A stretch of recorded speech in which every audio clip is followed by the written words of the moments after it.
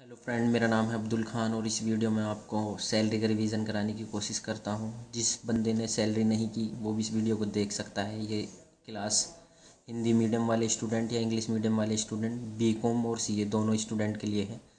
चलिएगा, इस क्लास को हम स्टार्ट करते हैं। सैलरी, ठीक है। हम चैप्टर स्टार्ट करने वाले हैं सैलरी, ठीक है। मेरी basic video income tax act की पड़ी हुई है यूट्यूब पे, आप उसे भी देख सकते हैं। मैं ये मान के चल रहा हूँ आपको बेसिक पता है, चीज़ें कुछ बात पता है, ठीक है। तो सैलरी के अंदर हम सबसे पहले स्टार्ट करना चाहेंगे। मैं आपको एकदम डायरेक्ट फॉर्मेट से सिखाना चाहूँगा, क्योंकि सैलरी क्या है, कैसे है, ये सब मैं डायरेक्ट आपको एक फॉर्मेट दिखा रहा हूँ। डायरेक्ट उस फॉर्मेट से हम सैलरी का क्वेश्चन करने की कोशिश करेंगे, ठीक है। ये रहा फॉर्मेट।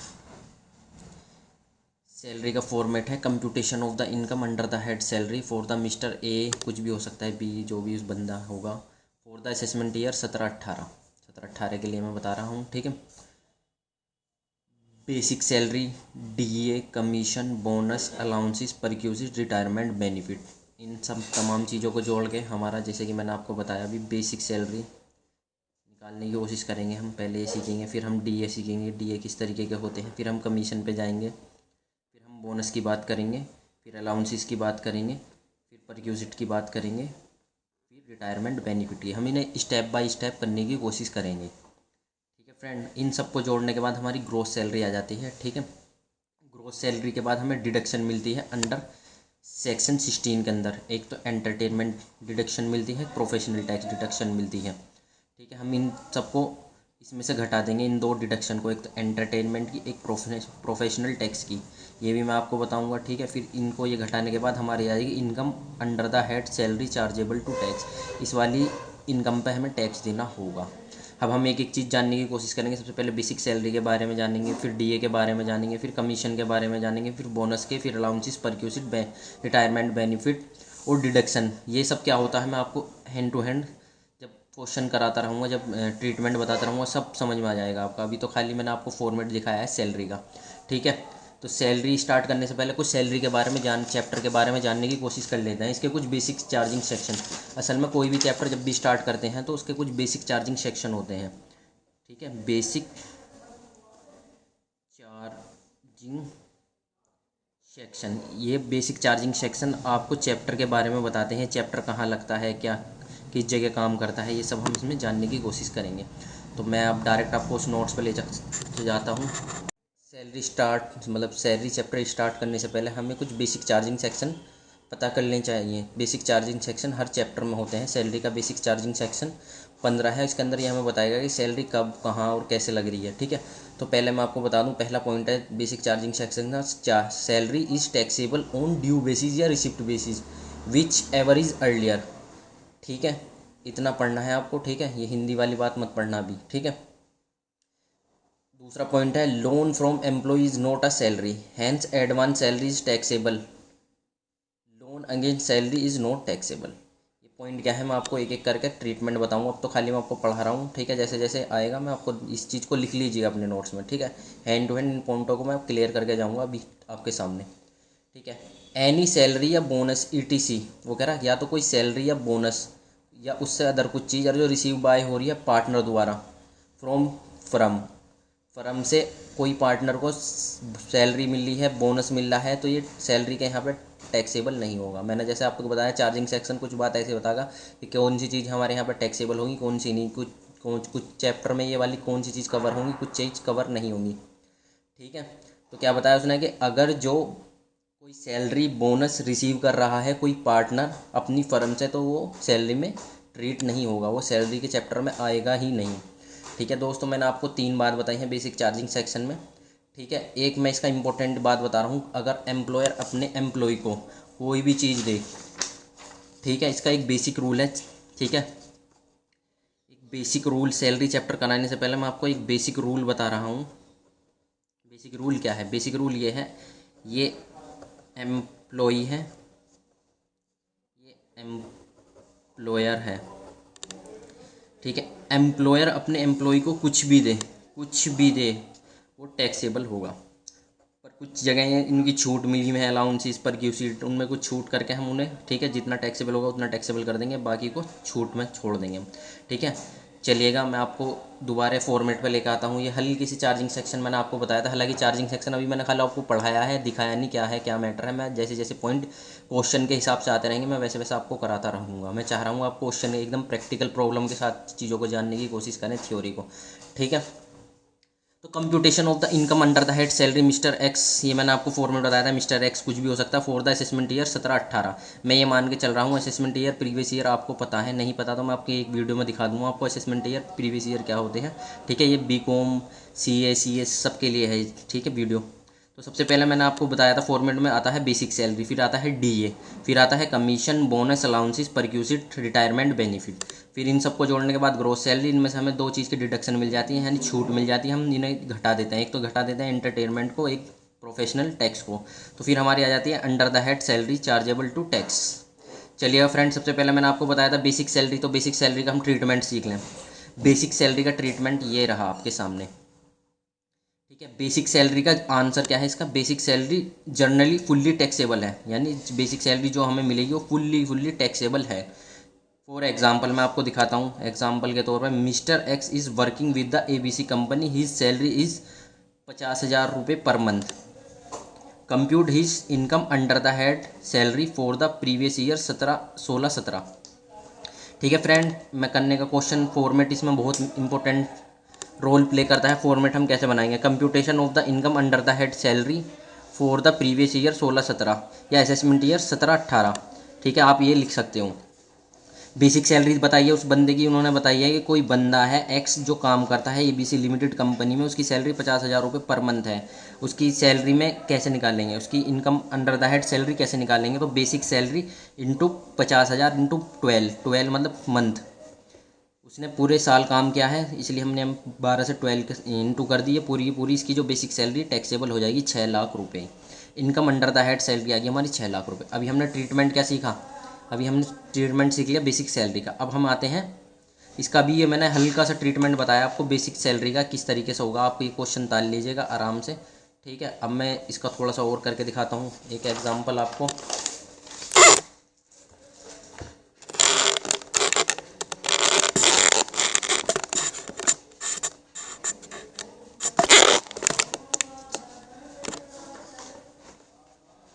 चलिएगा दोस्त, इस वाली क्वेश्चन में एक चीज़ और मैं एक्स्ट्रा डाल देता हूँ। What will be your answer if the join on 1 जुलाई सन 2016।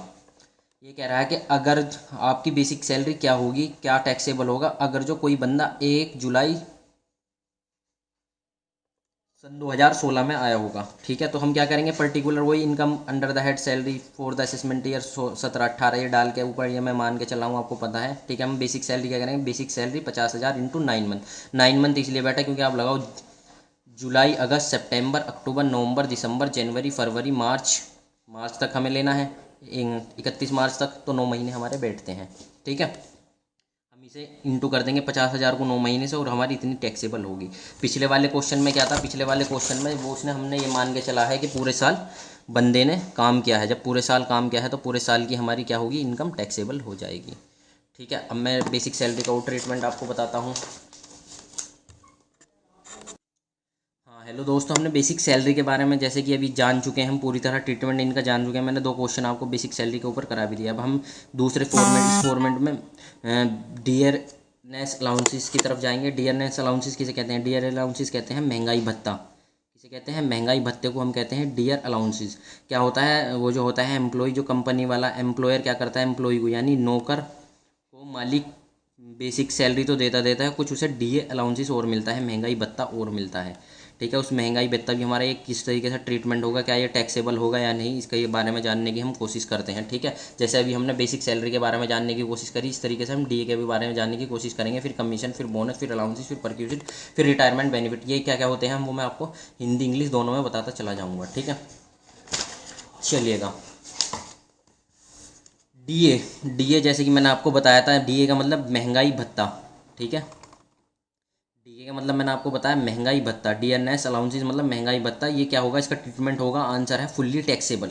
इसका ट्रीटमेंट क्या होगा, फुल्ली टैक्सेबल होगा। जैसे कि मैं आपको एग्जांपल दिखाता हूँ, किसी बंदे की बेसिक सैलरी 50,000 रुपये पर मंथ थी, ठीक है, डीए था उसका 10,000 रुपये पर मंथ। इसमें लिखना हमें compute under the head salary, हमें सैलरी कंप्यूट करनी है उसकी, कितनी टैक्सेबल होगी कितनी नहीं, ठीक है। आप क्वेश्चन ऐसे ही ताल लीजिएगा, ठीक है। मैं करता हूँ computation of salary under the head, computation of salary income under the head salary for the assessment year 17-18, ये आप सेम टू सेम ताल लीजिएगा। जैसे कि मैंने आपको अभी बेसिक सैलरी का ट्रीटमेंट बताया था। बेसिक सैलरी का ट्रीटमेंट क्या होगा, 50,000 इंटू 12, ठीक है, क्योंकि हम ये मान के चल रहे हैं क्वेश्चन के पूरे साल उसने काम किया है, ठीक है। तो ये जो इसकी 50,000 इंटू 12 से करेंगे 6 लाख रुपये, फुल्ली टैक्सेबल हो जाएगी, ठीक है। डीए जो है हमारा, मैंने बताया था फुल्ली, अभी इसका ट्रीटमेंट फुल्ली टैक्सेबल होगा, तो डीए हमें 10,000 रुपये मिल रहा है, 10,000 इंटू 12, तो ये हमारा पूरा 1,20,000, ये भी पूरा टैक्सेबल हो गया। तो हमारी टोटल इनकम कितनी, income under the head salary taxable हो गई 7,20,000 रुपये, ठीक है। अब इसका मैं दूसरा एग्जाम्पल कराने की कोशिश करता हूँ तुम्हें, ठीक है। एग्जाम्पल नंबर 2 चलिएगा। बेसिक सैलरी किसी बंदे की 50,000 रुपये पर मंथ थी, DA 50% of the basic salary, ठीक है। ऐसा जो क्वेश्चन पेपर में लिखा हुआ जाए तो इसको किस तरीके से करना है आपको, computation income under the head salary for the assessment year 17-18 ये डाल लेंगे आप। बेसिक सैलरी लिखेंगे हम, बेसिक सैलरी वही आएगी आपकी 50,000 इंटू 12 कर देंगे, 6 लाख आ जाएगी आपकी, ठीक है। मेरा पेन थोड़ा ऐसी चल रहा है, आप समझ जाइएगा, मैं बोल रहा हूँ 50,000 इंटू 12 कर देंगे, आपकी आ जाएगी 6 लाख रुपये सैलरी। डीए का क्या है और हैगा ट्रीटमेंट, डीए आपको उसने बताया है कि क्वेश्चन में DA 50% of the basic salary, तो आप क्या करना है, आपको बेसिक सैलरी को उठानी है। बेसिक सैलरी हमारी कितनी है, 6 लाख, 6 लाख का 50% कर देना, हमारा 3 लाख टैक्सेबल हो जाएगा, ठीक है। ये रहा हमारा 6 लाख को हमने टैक्सेबल कर दिया, 50%, 6 लाख का 50%, 3 लाख हमारा हो जाएगा। तो टोटल सैलरी अब हमारी 9 लाख रुपये under the head salary taxable हो जाएगी, taxable income under the head salary, ठीक है। डीए के बारे में हमने क्या जाना, अभी हमने डीए के बारे में 2 बात जानने की कोशिश करी है, ठीक है। अब और डीए के बारे में जानने की मैं आपको कोशिश करवाता हूँ, ठीक है, आपको बतलाने की कोशिश करता हूँ डीए का क्या ट्रीटमेंट है।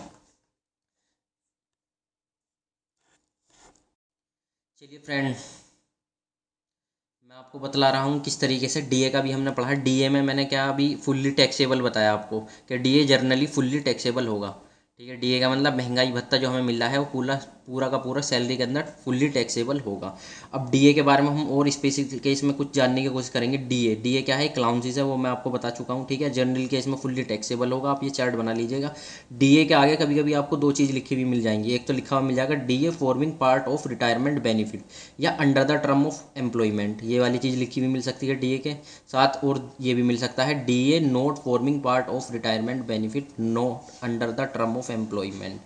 अगर जो इस तरीके से आपको कुछ मिल रहा है लिखने में, इनका ट्रीटमेंट किसी और जगह होगा, लेकिन मेन डीए में कोई फ़र्क नहीं पड़ेगा। तो मैं इसका क्वेश्चन आपको दिखाता हूँ क्या किस तरीके से होगा। मैंने फिर एग्जांपल लिया, बेसिक सैलरी 50,000 रुपये पर मंथ, डीए हमारा 10,000 रुपये पर मंथ। इसके आगे फिर मैं यहाँ पे लिखा मिलेगा क्वेश्चन में 40% of the forming part of retirement benefit, ठीक है। इस चीज़ का यूज़ कहाँ पर होगा, कुछ हमारी कैलकुलेशन है HRA, ये मैं आगे आपको बताऊंगा, अलाउंसेस वलाउंसेस में उस जगह होगा, ठीक है। मेन ट्रीटमेंट में कोई भी हमारा इस पर फ़र्क नहीं पड़ेगा, यानी हमारा ये जो डीए है फुल्ली का फुल्ली टैक्सेबल होगा मेन डीए के अंदर, ठीक है। कहीं और इनका यूज़ होगा, ये जो है 40% forming part of retirement benefit कहाँ पर यूज़ होगा मैं आपको आगे क्लास में बता दूंगा, ठीक है। सबसे पहले मैं इसे क्या करूँगा, computation income under the head salary for the assessment year 17-18 ये हेडिंग ऊपर यहाँ पर डाल दूंगा। फिर मैं डायरेक्ट क्वेश्चन पे आता हूँ। बेसिक सैलरी हमारी कितनी दी है इसमें, 50,000 रुपये, तो मैं 50,000 इंटू 12 कर दूंगा, 6 लाख आ गया। हमारा डीए क्या होगा, डीए उसने दे रखा है 10,000 रुपये पर मंथ, तो मैं क्या करूँगा, जर्नली 10,000 इंटू 12 1,20,000 हमारा पूरा का पूरा टैक्सेबल हो जाएगा। आप पूछोगे 40% of the forming part of retirement का क्या होगा, ये आगे कहीं और किसी और जगह यूज़ होगा। जैसे कि मैं आपको किसी ने सैलरी पढ़ रखी है तो मैं बता दूंगा, जैसे कि HRA में यूज़ होगा, और भी बहुत सारी जगह है जहाँ पे यूज़ होगा, ठीक है। दोस्तों बात समझ में आ रही है नहीं, चलिएगा एक क्वेश्चन और बनता है, ठीक है। आपका मतलब कंफ्यूज हो सकते हो एक चीज़ और मैं आपको बता दूं, एक एग्जांपल देखिए। बेसिक सैलरी 50,000 रुपये पर मंथ, डीए 10,000 रुपये पर मंथ मिल रहा है, ये आप मान के चल रहे हैं। अब डीए के आगे ऐसा कुछ नहीं लिखा हुआ कि for the part of retirement benefit या नहीं, ये वाली चीज़ नहीं लिखी हुई मिली हुई। कहने का मतलब मेरा ये है DA not forming part of retirement benefit या DA not forming part of retirement benefit, DA forming part of retirement, ये मैंने क्या है ना, डी के आगे ये 2 चीज़ लिखी हुई मिलेंगी। अगर ये इन 2 में से कोई सी भी चीज़ लिखी हुई नहीं मिलती तो आप क्या मानोगे, ठीक है। तो आपको क्या मानना है, एज्यूम क्या करना है आपको हमें, जैसे कि इसमें मैंने लिखा था डीए 10,000 रुपये पर मंथ, अब यहाँ पे कुछ नहीं लिखा हुआ तो हम क्या मानेंगे, एज्यूम करेंगे not forming part of retirement benefit. मैं ये मान के चल रहा हूँ आपको बात समझ में आ रही है, और समझ में नहीं आ रही कुछ बात आपको क्लियर करने हैं डाउट, तो आप मेरे नंबर पे भी क्लियर कर सकते हैं, जो मैं आपको डिस्क्रिप्शन में दे दूँगा, ठीक है। आप मुझे मैसेज कर सकते हैं, कॉल कर सकते हैं। डी, जैसे कि मैंने आपको बताया, एक बार मैं ट्रीटमेंट और बता रहा हूँ डीए क्या है, फुल्ली टैक्सेबल। जनरली डीए क्या है, fully taxable. DA special case में हमने क्या, दो तरीके से और आ सकते हैं, यानी डी के आगे दो चीज़ लिखी हुई और आ सकती हैं। DA forming part of retirement benefit, इसका दूसरा नाम है under term of employment. DA do not forming part of retirement benefit, ऐसा लिखा हुआ गया, या फिर ऐसा note under the term of employment, ठीक है। तो डीए की कैलकुलेशन हमारी पूरी कंप्लीट होती है यहाँ पे, ठीक है। मैं आपको फिर फॉर्मेट पे ले जाने की कोशिश करता हूँ। फॉर्मेट में क्या था, ठीक है फ्रेंड, हमने पढ़ा अभी हमारा ये पूरा का पूरा फॉर्मेट था सैलरी का फॉर्मेट मैंने आपको लिखवा दिया था, ठीक है। आप एक बार और लिख लीजिए, लिखना चाहिए जिसने नहीं लिखा। हमने बेसिक सैलरी के बारे में जानने की कोशिश करी, डीए के बारे में जानने की। अगली क्लास में हम कमीशन और बोनस अलाउंसेस के बारे में जानने की कोशिश करेंगे।